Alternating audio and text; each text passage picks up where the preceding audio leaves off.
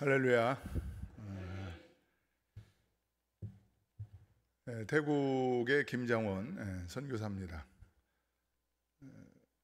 늘 한결같은 마음으로 태국 선교와 또 우리 미얀마 선교를 위해서 기도해 주시는 우리 한영교회 모든 성도님들에게 이 자리를 빌어서 진심으로 감사를 드립니다. 또 부족하지만 이렇게 귀한 자리를 허락해 주신 우리 나경식 담임 목사님, 그 다음에 당회 모든 성도들에게 감사를 드립니다. 또 이렇게 이 자리에 서 보니까 우리 사랑하는 친구요 또 동역자인 우리 신정우 목사가 생각이 납니다. 제가 태국에 있을 때 소식을 듣고 제 기억으로 한 일주일 동안 저도 잠을 못 자고 나름대로 마음이 아쉽고 또 하나님의 뜻이 어디에 있나 늘 기도하고 하면서 추스렸던 그런 기억이 나는데, 또 새로운 영적 지도자 우리 나경식 목사님을 이곳에 보내주셔서 또 한영교회가 또 하나님의 선교 또 하나님의 나라를 이 땅 가운데 이루어가는데 또 크게 사용받고 또 우리 모든 성도들이 목사님과 하나가 되어서 또 하나님의 선교를 이루어가는 그러한 것을 기대하게 되고, 또 저도 부족하지만 계속해서 기도하도록 그렇게 하겠습니다. 이번에는 이제 저의 이야기를 한번 해보려고 합니다. 저는 대학교 다닐 때에 저에게는 꿈이 있었습니다. 그 꿈은 바로 나는 대학을 졸업한 다음에 세계적인 그러한 장사꾼이 되어야 되겠다, 그러한 꿈을 가지고 저는 대학을 다니면서 책가방을 들고 대학을 다니기보다는 니아까를 끌고 대학을 다녔습니다.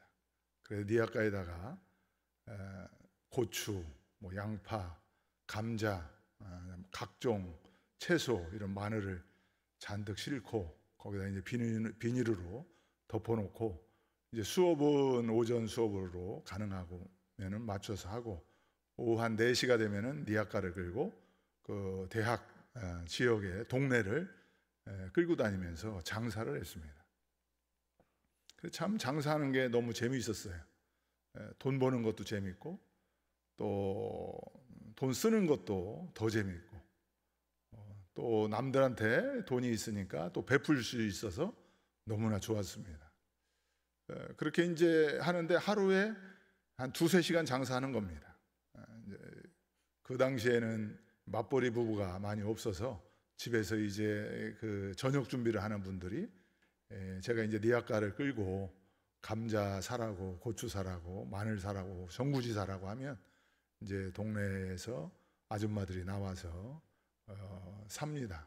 그래서 고추 하나 가지고 하나 더 달라고 하고, 저는 고추 하나 더 주면 나 미친다고 하고, 그래 고추 하나 가지고도 많이 싸우고 참 재미있었어요. 그래서 한 2시간 정도 그렇게 장사를 하면은 순수익으로 그 당시에 한 5,000원을 벌었습니다.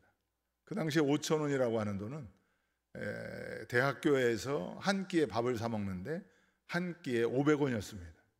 500원이었으니까 이제 5,000원을 벌면 쉽게 말하면 10끼의 밥값을 한 2시간 정도만 일하면은 버는 그러한 금액이었어요. 그러니까 적은 금액은 아니죠.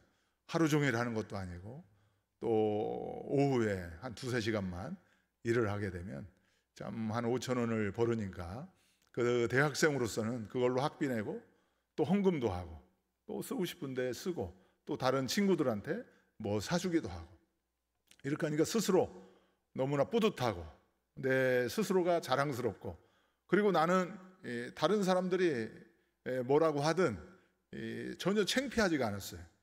친구들이나 다른 사람들이 너는 어떻게 대학교 다닐 때 이렇게 니아까를 끌고 오냐고, 그 다음에 고무신 신고 오냐고, 그 다음에 밀짚 모자 쓰고 이렇게 오냐고 하는데, 저는 앞으로의 꿈이 있었기 때문에 나는 이 공부 자체가 내가 최종 목표가 아니고 내가 이제 미래에 나는 앞으로 세계적인 장사꾼이 되기 위한 하나의 그런 과정을 밟는 것이다 라고 생각하고, 그것이 저는 스스로가 자랑스러웠고 아주 행복했던 했던 그런 기억이 납니다. 자, 그렇게 잘 보내고 있는데 갑자기 하나님께서 저의 마음속에 음성을 들려주셨어요. 너 왜 돈 벌려고 하냐? 너 왜 장사하려고 하냐? 그런 질문을 저에게 하시더라고요. 그래서 제가 왜 내가 장사하냐면 난 돈 벌려고 한다. 너 왜 돈 벌려고 하냐? 그래, 돈 벌어서 쓰려고 한다. 그래, 어디다 돈 벌어서 쓰려고 하냐? 계속 그런 질문이 저에게 오는데 가만히 보니까 궁극적인 하나님의 왜라고 하는 질문에 대한 이 답을 못했습니다. 정말로 하나님, 나는 이 돈 버는 것이 너무나 재밌고 또 좋은데 너 왜 돈 벌어서 어디다 쓰려고 하느냐라고 하는 그 질문에 정확하게 제가 대답을 찾고 싶은 마음을 하나님이 주셨어요. 그래서 이것부터 내가 정확하게 알고 돈 버는 이유, 내가 공부를 해야 되면 공부하는 이유, 내가 장사를 해야 되면 장사하는 이유를 알고 내가 장사를 해도 해야지 그것을 그냥 재미로 이렇게 하는 것은 아니다라고 싶어서 제가 스스로 결정을 해가지고 내가 누군지, 하나님께서 나를 이 땅에 왜 보내셨는지, 그래서 제가 김장원 자아발견 수련회를 하기로 했어요. 그래, 도대체 하나님께서 나를 이 땅 가운데 왜 보내셨는가? 그래서 그 당시에는 노트라고 하지 아니하고 이걸 작기장이라고 그랬습니다. 그래, 작기장이라고 딱 써놓고 거기다가 크게 김장원 자아발견 수련회, 그리고 40일 하나님과 이제 저와 1대1로 자아발견 수련회를 한 거예요. 하나님께서 김장원이라고 하는 나를 왜 이 세상에 보내셨을까? 그 궁극적인 것을 찾는 것이 바로 저를 찾는 것이다 라고 생각을 하고 이제 한 5가지의 수련회 규칙을 만들어서 밤 9시가 되면은 무조건 교회로 가는 겁니다. 제가 섬기는 교회로 가서 그 기도실로 가는 거예요. 교회 허락을 받아서 기도실에서 밤 9시부터 11시까지 잠언서를 읽었어요.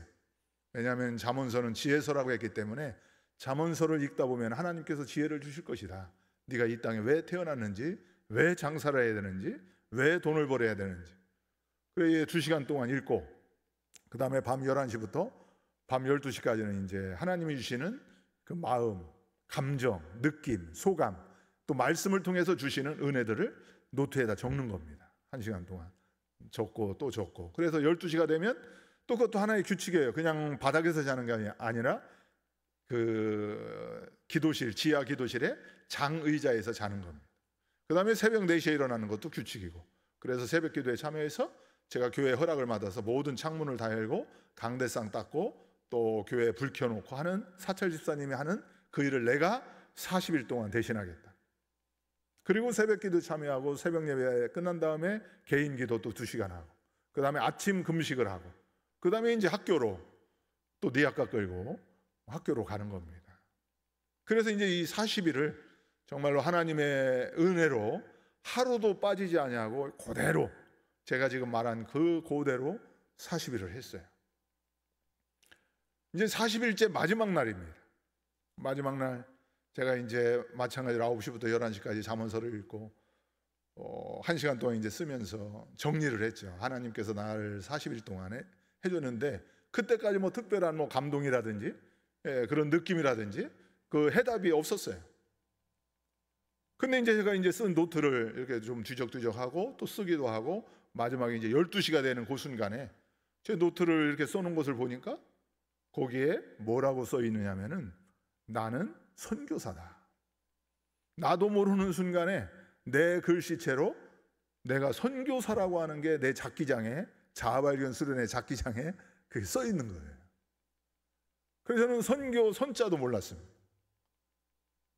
근데 그 노트에 선교사라고 하는 게 써져 있어가지고 하나님께서 나를 이 땅에 보내실 때에는 장사하라고 보내는 게 아니고 돈을 벌려고 보낸 게 아니고 선교사하라고 이 땅에 보낸 거구나 라고 하는 이 자아발견 수련을 잘 마치고 이제 어떻게 하면은 내가 선교를 할 수 있을까. 그 당시에는 이제 뭐 선교사 만나본 적도 없고 해외에 나가본 적도 없고 아무 선교에 대해서 아는 것이 없었습니다.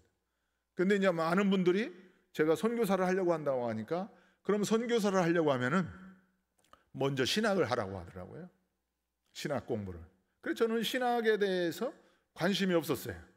근데 선교사를 하려고 하면은 다 그 당시에는 신학 공부를 하라고 해서, 그럼 선교사 하기 위해서 내가 신학 공부를 해야 되겠구나. 그리고 나서 신학 공부를 어떻게 준비를 할까 보니까 장신대에 가는 것이 이게 보통 공부해가지고 이 신대원을 들어갈 수 있는 상황이 아니에요. 그러나 선교사를 하기 위해서 제가 공부를 시작을 했습니다. 그때부터는 이제 니아까 다 접고, 나는 이제 이 장사가, 하나님께서 장사해서 돈 버는 게 하나님께서 나를 이 땅에 보내주신 이유가 목적이 아니다 해서 이제 그때부터 신학 공부, 선교사가 되기 위한 신학 공부를 하기 시작했죠. 그래서 1년간 정말로 열심히 공부했습니다. 하루에 최소한 16시간씩 도서관에서 의자에 앉아가지고, 그 당시에 성경을 1년 동안 제 기억으로는 한 20번을 읽었어요. 거의 외우다시피 성경을 읽고 또 읽고. 왜? 하루에 16시간씩 집중적으로 공부를 하니까. 그 다음에 그 당시에 영어 공부를 또 해야 돼가지고 이재옥 토플, 아카데미 토플을 막 딸딸 외우다시피 공부를 했습니다. 공부를 그동안 하나도 안 했으니까. 그 다음에 총 9과목이 됐는데, 뭐 세계사니 역사니 이런 과목이 많이 있었어요. 이런 과목도 계속 공부를 했는데, 사람들이 볼 때에 야, 다른 사람은 다 떨어져도 저 김장호는 틀림없이 붙을 것이다. 왜냐하면 새벽 4시에 도서관 최고 먼저 가고, 밤 11시, 12시에 최고 늦게 나오고, 거의 화장실 가고 밥 먹는 시간 이외에, 잠자는 시간 이외에는 거의 공부를 했습니다. 그래서 저랑 같이 공부한 사람들이 같이 그렇게 김장호는 틀림없이 합격할 것이다라고 했는데, 저랑 같이 공부한 사람들은 다 붙고 저만 떨어졌어요. 도대체 이건 또 무슨 일인가? 다른 사람들은 다, 나는 다른 사람 다 떨어져도 김장호는 붙는다고 했는데 나만 떨어지고 다른 사람은 또 다 됐더라고요. 그래서 재수를 하게 됐죠. 그 재수를 이제 할 때는 이미 돈이 다 떨어졌습니다. 그런데 내가 전도한 친구가 있었는데, 그 친구가 나한테 이제 밥 써먹으라고 돈을 조금씩, 밥값을 한 달에 4만 원씩 보내줬어요. 근데 이제 한 달에 밥값만 하면은 500원 곱하기 한 달에 90끼잖아요. 그럼 5, 9, 45, 4만 5천 원. 그럼 이제 4만 원이면 밥만 사 먹으면 10끼를 굶으면 되는 겁니다. 그 당시에는 유일하게 돈 버는 방법이 한 끼 굶는 거예요. 한 끼 굶으면 500원 버는 겁니다. 10끼 굶으면 5천 원 버는 거예요. 그러니까 유일하게 돈을 버는 방법은 굶는 게 돈 버는 방법이에요. 그렇게 하면서 1년을 공부를 했습니다. 근데 뭐 4만 원 가지고 뭐 헌금 내고 회비 내고 또 가끔 100원짜리 커피 사 먹고 뭐 이렇게 하다 보게 되면은 한 달에 절반 이상은 굶는 것입니다. 그러다 이제 배가 고프니까 너무 여기 이제 어르신들은 이 배고파 본 경험이 계신 분들은 많이 있을 거예요. 저는 뭐 나이가 그렇게 많은 편은 아닙니다만은, 저도 이 배고픈 것에 대한 고통, 그 서러움, 참 배고프다라고 하는 것이 이런 것이구나 라고 하는 것을 저도 경험을 했어요. 그래서 너무 배가 고파서 그 수돗물 있죠, 수도꼭지, 거기다가 입을 대고 배가 부를 때까지 입을 안 떼는 겁니다. 그러면 입을 안 떼고 수돗물을 이렇게 쭉 계속 벌컥벌컥 이렇게 마시다 보면 배가 쭉 올라와요. 배가 쭉 올라오면 이제 그때 포만감을 느끼고 배를 이 수도꼭지에 떼고, 그래 이렇게 걸어가면은 누가 어디서 이 물소리가 이렇게 철렁철렁 소리가 난다고 그래요. 그게 뭐냐면 제 뱃속에서 물소리가 나는 거예요. 참 이 배고프다라고 하는 게 너무 고통스러웠어요. 그러면서 공부는 또 준비는 해야 되고, 그래서 몸무게는 빠지고, 그러면서 제 몸무게가 몇 킬로까지 빠졌냐면 55킬로까지 빠졌습니다. 그래서 저의 별명이 그 당시에 아르바시였습니다. 아르바시. 그래서 사람들이 아르바시, 일본말로 아르바시가 나무젓가락이잖아요. 그래서 제가 이렇게 걸어 다니면 저 아르바시 온다고 그래요. 근데 이제 그때 참 배고프면서 제가 한 달 전에 또 교회를 자전거를 타고 가는데 피를 토했어요. 피가 이 폐에서 퍽퍽퍽 소리가 나오면서 이 피가 나오는데 도저히 멈출 수가 없었어요. 피가 엄청나게 나오는 거예요. 펌품을 품듯이. 피가 온 몸에 범벅이 되어서 병원에 가고 보건소에 갔더니 급성 폐결핵에다가 영양실조까지 같이 온 겁니다. 그래서 한 달 동안 누워 있었어요. 누워 있다가 시험을 봤는데 또 그때는 김장호는 다 떨어진다고 했어요. 왜냐하면 공부를 이 폐결핵 때문에 또 몸이 마르고 이렇게 해서 다 공부를 어느 정도는 못 했는데, 근데 또 그때는 또 같이 공부한 사람은 다 떨어지고 또 저만 붙었습니다. 그래서 제가 이제 신대원에 참 어렵게 가게 되었죠. 근데 이제 지금 이렇게 돌아와서 생각을 해보게 되면은 참 그때에 배고플 때에 뭐가 생각이 나냐면은 니아까 생각이 많이 났어요. 지금도 니아까가 집에 있는데 니아까를 끌고 나가서 2시간만 일하면 10끼의 밥값을 벌 수가 있는데 그 니아까를 제가 찾지 아니하고 그 배고픈 상황 속에서도 그 배고픔의 고통을 다 안으면서도 폐결핵에 걸리고 영양실조에 걸리고 물을 그렇게 마시면서도 니아까가 생각이 나서 지금도 니아까를 끌고 나가게 되면은 2시간만 장사를 하면 10끼의 밥값을 벌 수 있는데 제가 니아까를 찾지 아니하고 끝까지 하나님을 찾았다라고 하는 거. 참 이것을 그 당시에는 너무나 고통스러웠는데 나중에 제가 이렇게 선교하다가 보니까 하나님께서 이것을 너무나 기쁘게 보셨구나, 이런 생각을 제가 많이 하게 되었습니다. 물론 니아까를 가지고 장사를 다시 한다고 해서 그게 뭐 죄를 짓거나 잘못된 것은 아닙니다. 근데 그때의 상황 속에서는 제가 다시 니아까를 잡지 아니하고 하나님을 찾고 선교한다라고 하니까 하나님의 선교를 내가 이루어야 되겠다라고 하는 그런 믿음 가지고 하나님이 해주신다라고 하는 그 믿음 가지고 이제 장신대에 들어갔어요. 장신대에 들어가서는 이제 결핵약을 먹었습니다. 한 번에 12알씩. 그러다 보니까 몸은 그래야 이제 전염이 안 돼요. 그래야 학교에 다닐 수가 있습니다. 그래서 신대원을 다닐 때는 제가 지팡이를 짚고 다녔어요. 이 몸에 그 당시에 최고 부러운 사람이 배 나온 사람이에요. 그래서 사실 제가 이렇게 배가 많이 나오지를 않았는데 이렇게 배가 많이 나오게 보이는 것은 일부러 제가 이렇게 배를 내미는 그런 습관이 생겼어요. 왜냐하면 이게 배가 너무 없으니까 저 사람은 무슨 복이 있길래 저렇게 배가 많이 나왔을까. 이 배에 힘이 없으니까 결국 지팡이에 의지해서 걸어 다닐 수밖에 없더라고요. 그래서 그 청년 때 7살 때 다른 사람들은 다 청년, 저는 지팡이 짚고 신대원에서 다니니까 그 우리 동기들이나 사람들이 얼마나 불쌍하게 보았겠어요. 자, 그런 중에서 이 선교사가 되기 위해서 공부를 하는데 공부가 안 되는 겁니다. 왜냐하면 체력이 안 돼요. 의자에 앉아 있을 수가 없어요. 그래서 눕고만 싶고 뼈만 있으니까 의자에 앉아 있으면 뼈가 그렇게 아파요. 그리고 힘이 없고 또 결핵약을 12알 먹으면 너무나 속이 쓰리고 그래서 공부가 안 되는 거예요. 그래서 한 학기를 지났어요. 그래, 한 학기를 지나고 이게 너무나 힘들다. 이게 선교사 하려고 하는데 선교사 현장에 한 번도 가보기 전에 여기서 죽겠구나, 그런 생각이 들더라고요.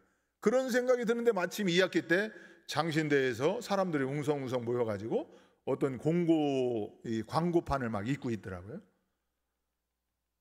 그래가지고 저게 뭔가 하고 지팡이를 간신히 힘을 의지해서 허리를 펴가지고 이렇게 읽어보니까 태국의 치앙마이에 파얍 신학교가 있는데 거기에 이제 교환학생을 모집하는 그 광고예요. 그래서 선교 현장 실습을 하고 학교에서 비행기 값을 대주고 한 달에 100불의 생활비를 대주는, 그리고 거기에서 공부를 하고 돌아오는 그런 일정이에요. 그래서 태국에 이제 이 선교 현장을 간다고 하니까 저는 태국 태자도 모르는 사람이 내가 저기 지금 선교사 하려고 내가 이 고생을 하고 있는데 선교 현장 가보지도 못하고 여기서 죽으면 이거 아무것도 아니다. 무조건 나는 죽더라도 선교 현장에 가서 죽어야 되겠다. 그래서 제가 신청을 했습니다. 그래서 교수님한테 가서 내가 이것을 신청한 나를 보내달라고 하니까 교수님이 펄쩍 뛰면서 너는 여기서도 죽을랑 말랑한데 태국으로 어떻게 가려고 하냐. 너는 안 된다. 그래서 제가 3번 찾아갔어요. 그래서 3번째는 울면서 교수님, 내가 가서 죽더라도 교수님 원망 하나도 안 할 테니까 나 좀 보내달라. 내가 선교하려고 이렇게 지금 이 고생을 하고 있는데 여기서 지금 현장에 가보지도 못하고 여기서 죽으면은 이거는 하나님께 영광이 안 되고 하나님께서 나를 이 땅에 보내주신 이유가 안 되는 것이다. 그래서 제가 사정사정하고 울면서 해서 결국 저를 태국의 파얏신학교 교환학생으로 보낸 것이 1990년도입니다. 그래서 1990년도에 제가 태국의 치앙마이라고 하는 곳에 가서 1년을 생활을 했어요. 1년을 생활하는데 거기에서 남는 것이 시간입니다. 교환학생으로 가는데 일주일에 수업은 딱 3시간만 들으면 되는 거예요. 나머지는 다 자유시간. 그 다음에 한 달에 100불이 되는 거예요. 100불. 또 내 동기들이 불쌍하고 태국에 저 불쌍한 김장원이가 죽으러 갔으니 우리가 5,000원씩 모으자 해가지고 또 10명이 모아서 또 5만 원을 보내주는 거예요. 또 옛날에 있던 교회에서 또 한 10만 원 또 보내주는 거예요. 그러니까 태국에서 갑자기 제가 부자가 된 거예요. 이게 한국에서도 이 돈을 만지기가 어려운데 태국에는 물가가 그 당시에는 이 밥이 하나에 5밭 200원 300원 한때. 그런데 이 돈이 막 한 달에 한 20만 원인 정도가 되고 시간은 너무나 많이. 그래가지고 그 1년이 있으면서 제가 7개 나라를 가볼 기회를 하나님이 주셨어요. 그래서 제가 치앙마이에서 싱가포르까지 기차 타고 50시간에 걸쳐서 기차 타고 싱가포르, 말레이시아 여행을 했습니다. 그런 다음에 인도네시아, 대만, 홍콩, 그 다음에 라오스, 미얀마, 베트남 이런 나라를 그 1년 사이에 다 볼 수 있는 기회를 하나님이 주셨어요.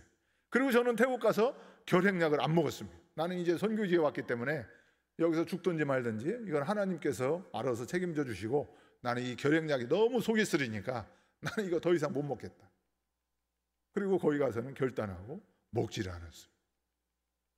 그런데 하나님께서 치료해 주셔서 55kg로 제가 태국을 갔는데 1년 만에 올 때는 70kg로 한국에 돌아왔습니다. 그리고 건강한 정말로 우리 동기들과 같은 청년의 몸매를 가지고 그 다음에 7개 나라를 다 1년 사이에 다 돌아보는 하나님의 은혜를 체험하면서 옛날에 선배 선교사님들이 어떻게 선교했나를 다 경험을 하고 체험을 하고 배우면서 제가 1년 만에 한국에 돌아와서 이제 남은 신대원을 졸업하고 또 전도사하고 목사 안수 받고 그리고 이제 1999년도에 제가 태국 선교사로 가게 되어서 99년도부터 지금까지 사역을 하고 있는 겁니다. 참 99년도부터 지금이 2025년도인데 참 많은 일들이 있었어요.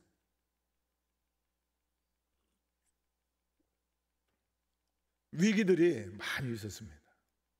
감당할 수 없는 위기들, 가족의 위기, 건강의 위기. 처음에 우리 아내 안임숙 선교사는 아내 집사람은 가자마자 3년 만에 암에 걸려가지고 죽느냐 사느냐. 또 그것뿐만 아니라 이 정체성의 위기, 현지인들이 저희들을 왕따시키려고 하고 또 관계의 위기, 또 질병의 위기, 그 다음에 이 메소이라고 하는 센터를 처음에 시작을 하면서 거기에서 영적인 위기, 영적 전쟁이 귀신과의 전쟁을 엄청나게 했습니다. 우리 학생들이 10명의 귀신이 들어가고 5명의 귀신이 들어가고 계속해서 사람들이 쓰러지고 넘어지고 그 다음에 소리 지르고 우리 센터만 나가면 멀쩡하고 이런 일들의 영적 전쟁들이 엄청나게 심해졌어요. 그러한 위기들을 제가 이제 기억을 한번 이렇게 해보니까 한 20번은 되는 것 같아요. 지금까지 20번의 그런 위기들을 순간순간 넘기는데, 참 제가 고백하는 것은 제가 스스로 그것을 넘긴 것이 아니고 정말 하나님이 인도하셨다. 아까 우리 성가대에서 은혜, 모든 것이 다 주님의 은혜라고 찬양을 했는데 정말로 하나님의 은혜. 제가 이 선교라고 하는 것은 저는 사람을 살리는 것이다. 사람을 살리는데 이것도 순간적으로 일시적으로 살리는 것이 아니라 영원히 살리는 것인데 영생을 얻게 하려 함이라고 요한복음 3장 16절에서 말씀하고 있잖아요. 하나님의 그 위대한 그 명령, 그것을 이루기 위해서 이 사역을 하는 데 있어서 정말로 이 사람을 살려내는 사역은 이 선교사 개인이 할 수 있는 것이 아니고 정말로 하나님이 하신다라고 하는 이것을 많이 경험을 하고, 그 위기의 순간마다 그 순간마다 하나님이 나타나셔요. 왜? 하나님을 찾으니까. 만약에 그런 위기의 순간에 제가 배고팠을 때 니아까를 찾았다라고 한다면 아마 그때 이 선교 현장에서도 사람을 찾고 물질을 찾고 어떤 힘 있는 걸 찾고 세상적인 것을 찾고 이것을 해결하려고 내 나름대로 이것을 했으면은 아마 하나님의 선교는 이루어지지 않았을 겁니다. 근데 감사하게 제가 처음부터 선교사가 되기로 작정을 하고 정말로 하나님만 바라보고, 내가 굶고 폐결에 걸리고 쓰러지는 한이 있더라도 내가 하나님만 쳐다보겠다, 하나님만 찾겠다라고 하는 것이 그 위기의 상황들을 다 넘어가게 하고 이기게 하시고 승리하게 하신 거예요. 그래서 뭐 이 짧은 시간에 그 얘기를 다 할 수 없겠지만은 최고 이제 2017년도에는 엄청난 또 위기가 옵니다. 그동안에는 수많은 위기가 거친 다음에 2017년도, 지금으로부터 한 7, 8년 전에는 우리 그 학생들을 태운 픽업 트럭이 우리 선생이 운전하다가 이 운전자가 잠을 잤어요. 잠을 자서 시속 80km 이상으로 달리는 사람이 뒤에 픽업이잖아요. 안전벨트 하나도 하지 않고 뒤에 타던 우리 학생들이 80km 이상으로 달리던 차가 브레이크도 밟지 못하고 그냥 다리 난간을 받으니 그 뒤에 이 트럭에 타게 된 공중에 붕 20m, 30m 붕 떠가지고 툭툭툭툭 13명 이 교통사고가 난 겁니다. 그러니까 목 부러지고 다리 부러지고 창자 터지고 또 허벅지 부러지고 뭐 머리 깨지고 난리가 아니에요. 그것도 한두 명이 아니고 13명이 그렇게 된 겁니다. 엄청난 위기죠. 치료비는 어마어마한, 지금도 벤자완이라고 하는 자매는 아직도 휠체어에서 지금도 재활훈련 받고 있습니다. 그 13명 중에 한 명. 나머지도 다 평생 장애인이 된다고 하고 이 벤자완은 죽는다고 하고 절반 이상이 거의 생명에 지장이 있더라고요. 그날이 토요일인데 의사도 없고 토요일날 오후에 3시쯤에 그랬으니 그래서 4개의 치앙라이 병원에 다 분산시켜가지고 그 광경을 제가 4군데의 병원을 다니면서 아이들의 상태를 보니까 정말로 위기 중에 위기를 만난 거예요. 그때도 정말로 하나님을 찾았습니다. 이 벤저완이라고 하는 자매는 그 아버지가 목회자였는데 목회자를 반대하는 그 교인들의 총에 맞아서 죽은 아이예요. 그 아버지가. 그리고 이제 이 아이가 그때 중3이었는데 고3을 졸업을 하고 자기 아버지의 뒤를 이어서 목회자 신학을 하겠다라고 우리 센터에 온 거예요. 근데 센터 온 지 5개월 만에 그런 사고를 만난 거예요. 그래서 죽는다고 했는데 이 목에 이게 부러져 가지고 수술비만 한국 돈으로 한 4천만 원 돼요. 그 다음에 중환자실에 가서 그 산소호흡기 끼고 있는데 하루에 1,000불. 그것도 한 명이 아니고 13명이 다 다쳐. 정말로 그때 우리가 하나님을 찾았고 우리 학생들, 우리 사역자들 정말로 하나님께 부르짖고 특별 새벽기도, 특별 금식기도회, 릴레이 금식기도회 하면서 정말로 많이 기도를 했어요. 많은 분들이 기도해 주셨어요. 많은 분들이 도와주셨어요. 힘을 주셨어요. 그래서 한 사람 한 사람이 기도에 대한 하나님의 응답으로 오늘 말씀을 보게 되면은 하나님께 나아가는 자, 하나님을 찾는 자들에게는 내가 반드시 상을 주겠다. 다 치료받고, 그 벤자완이라는 아이는 지금도 치료받고 있고, 그 아이를 통해서 하나님의 나라가 엄청나게 확장이 됐어요. 다음에 혹시 기회가 있으면 그 자세한 내용을 말씀드리겠습니다만은, 어쨌든 그렇게 됐는데, 제가 오늘 말씀드리려고 하는 것은, 그런 일이 있던 다음에 정말로 하나님을 찾았더니 우리 그 2019년도 그 코로나 기간에 오케스트라가 생겨났어요. 정말로 하나님의 은혜로 우리 그 학생들의 오케스트라 팀이 되어서 84명의 그 전혀 악자도 모르는 아이들, 노트를 전혀 보지 못하는 아이들이 이제는 오케스트라 팀이 되어서 방콕까지 순회 공연을 다니고, 그 다음에 2019년, 2020년도에는 학교가 생겨났습니다. 우리가 그동안에는 기독사관학교가 있었어요. 제가 2001년도에 이 사역을 시작했는데, 2001년도에는 아이들 바닷가 보여준다고 푸켓까지 들어가고, 2002년도에 한국 데려오고, 2005년도에도 그 한국 데려오고, 그 다음에 그 2007년도에는 또 캐나다까지 데려가고. 사실상 이 사람을 키우려고 하면은 엄청난 투자가 필요해요. 그렇게 해서 저희들의 동역자들, 현지인들을 키웠습니다. 키워서 그 사람들이 지금 우리 그 학교의 교장이 되고, 또 우리 교회의 담임 목사가 되고, 또 이 기독사관학교의 책임자가 되고, 또 거기서 어릴 적부터 키운 이 사람들이 지금은 40대 초반이 되고 30대 후반이 되면서 이제는 저하고 동역자가 돼요.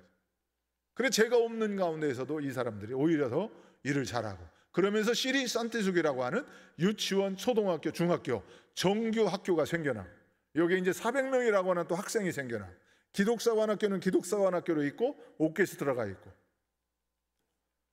이 코로나 기간에 이것을 저희들이 어떻게 할 수가 있겠습니까? 유치원 건물 지하죠, 초등학교 건물 지하죠, 중학교 건물 지하죠. 이거 예산이 어디서 나옵니까? 정말로 저도 모르는 분이 갑자기 우리 센터에 방문했다가 하나님의 감동을 받고 내가 학교 세워주겠다. 전혀 모르던 분이에요. 이제 이런 일들의 역사들이 나타나면서 오늘 이 말씀을 보게 되면은, 믿음이라고 하는 것이 결국 하나님을 기쁘시게 하는 건데, 하나님을 기쁘시게 한다라고 하는 게 뭐냐라고 하면 하나님을 찾는 거라고, 하나님께 나아가는 거라고 하는 것이.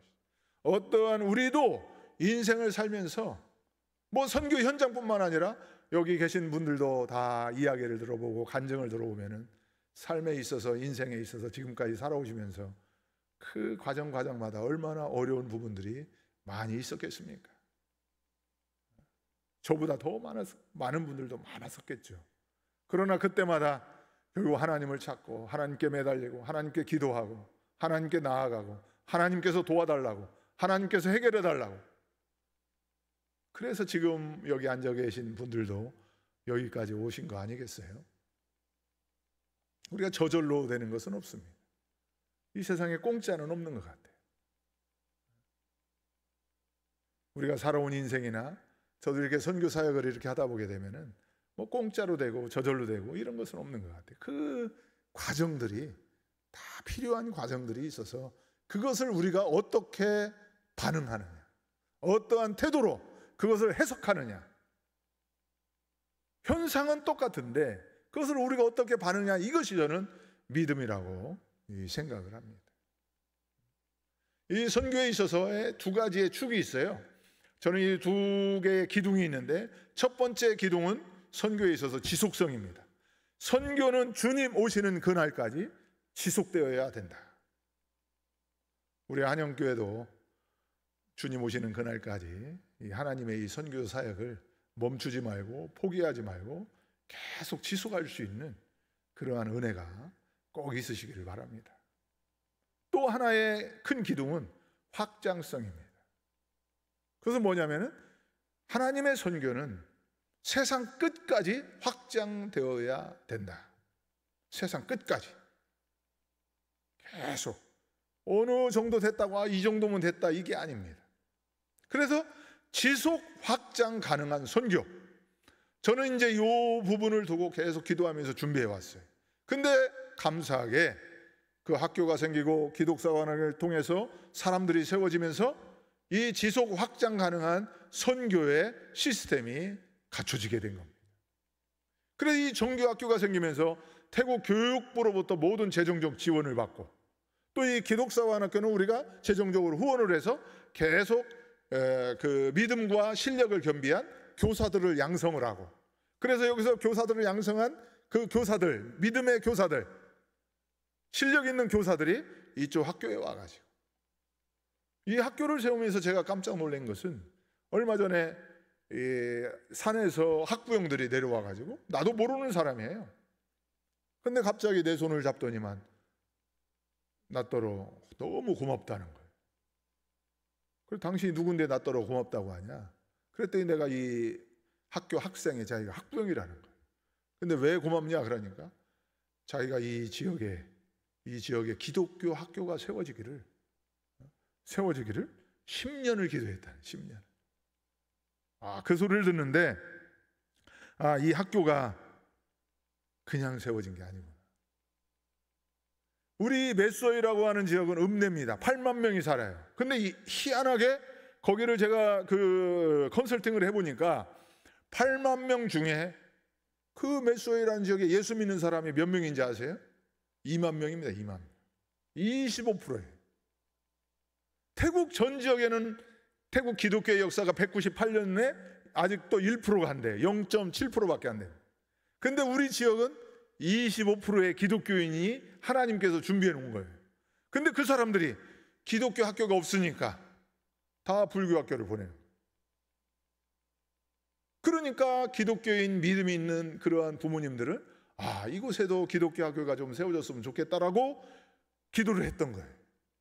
그리고 또 어떤 사람이 또 그날 같은 날 또 한 사람 찾아와서 고맙다고 그래요. 그래, 이 사람은 왜 고맙다고 하냐? 그 사람도 똑같아. 자기가 여기에 학교가 세워지기를 15년을 기도했다는 거예요. 근데 그 학교가 하나님께서 역사해 가지고 그 학교가 세워지고 생긴 지 4년 만에 지금 학생 수가 400명이 되는 거예요. 그러면서 지속 확장 가능한 이 선교의 시스템이 하나님께서 허락해 주셨다라고 하는 것입니다. 재정적인 그 학교의 재정적인 지원은 문교부에서 받고, 태국. 그렇게 하면서 저희들의 교사들을 많이 양성해내면서 이 사역을 지금 하고 있는 것입니다. 그렇기 때문에 참 앞으로의 기도 제목은 이 학교가 정말 이제 고등학교가 앞으로 어떻게 될지 모르겠어요. 저희들이 막 이렇게 하고 싶다고 해서 되어지는 것이 아니고, 정말로 우리가 하나님의 인도하심에 민감하게 우리가 순종하면서 한 걸음 한 걸음 나아갈 때에 하나님께서 이루시는 하나님의 선교, 여러분들도 계속 이 선교를 위해서 기도해 주시고, 또 미얀마 선교, 미얀마가 지금 내전 중으로 참 어렵습니다.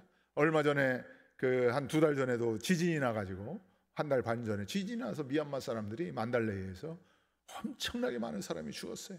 죽어도 구제할 수가 없어요. 정부군이 그것을 막아가지고 도와준다고 해도 못 도와주게 해요. 거기서 죽은 숫자는 얼마 몇천 명으로 나왔지만 사실상 10만 명 이상이 죽었습니다. 그 여파로 방콕에 있는 30층도 다 무너졌잖아요. 미얀마 참으로 불쌍한 영혼들 너무나 많이 있습니다.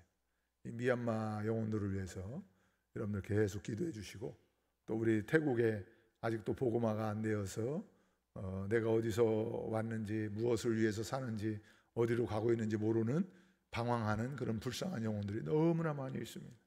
그들을 하나님께서 살려달라고, 하나님을 찾는 사람 되게 해달라고, 하나님께 나아가는 사람 되게 해달라고, 또 내가 먼저 하나님을 찾는 그러한 사람 되게 해달라고. 그러면은 하나님께서 오늘 말씀처럼 하나님을 찾는 자, 하나님께 나아가는 자 반드시 상을 주겠다.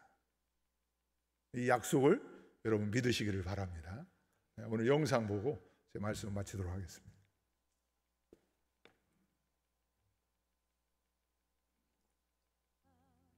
님의 눈물과 예수님의 심장과 성령님의 손길로 이 복음을